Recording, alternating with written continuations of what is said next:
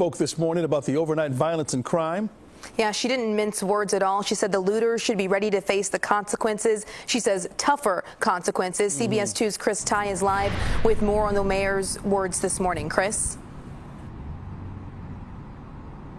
Ryan and Audrina, good morning to you. Here is what we can tell you from the mayor's press conference that wrapped up about an hour ago. We're learning that City Hall is spending part of today working on a plan that will restrict access to downtown Chicago for wide spans of time for an unknown period of time. It would begin, let me show you how this would look, depending on how this plays out. They will essentially lock down parts of Chicago and the Loop from 8 p.m. until 6 a.m. each day until further notice. How this will be executed, will the L lines be run? Will we have highway entrance and exit ramps open? That is being worked out as we speak. The mayor telling reporters earlier this morning that they are going to roughly duplicate what happened in early June. The mayor talked about a number of things, but one thing she wanted to make abundantly clear was the flashpoint incident in the Englewood community last night involving a police officer shooting was not involving an unarmed minor. In fact, it was a 20-year-old armed individual with a criminal record. And she said misinformation to the contrary may have stoked some of these flames. Let's listen to the mayor from about an hour ago. A foot chase ensued. The individual fled. He turned around. He fired upon the police. The police returned fire.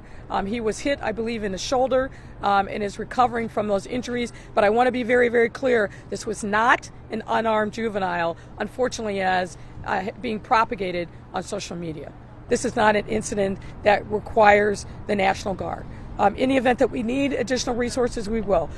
We work hand in glove and well with the state police. They were with us last night. Let me point out that the restrictions in downtown Chicago last until 6 a.m., not 6:30 a.m. on tomorrow morning and moving forward. Just a point of clarification there.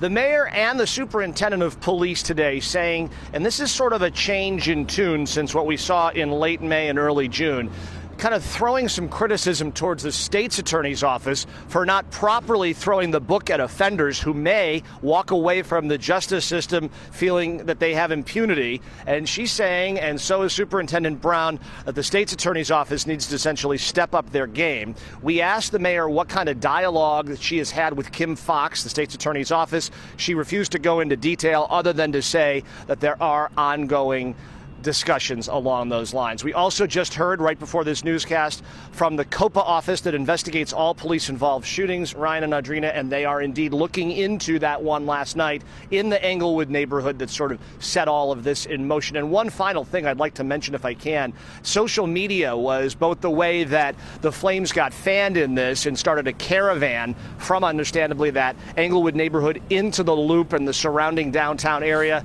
and police officials telling the media today that they were monitoring that social media, but they weren't able to go in any greater depth of how that monitoring works and should they have been on top of it a little sooner. A lot of questions to unpack here in the hours ahead. For now, live in the Morgan Park neighborhood, Chris Ty, CBS 2 News.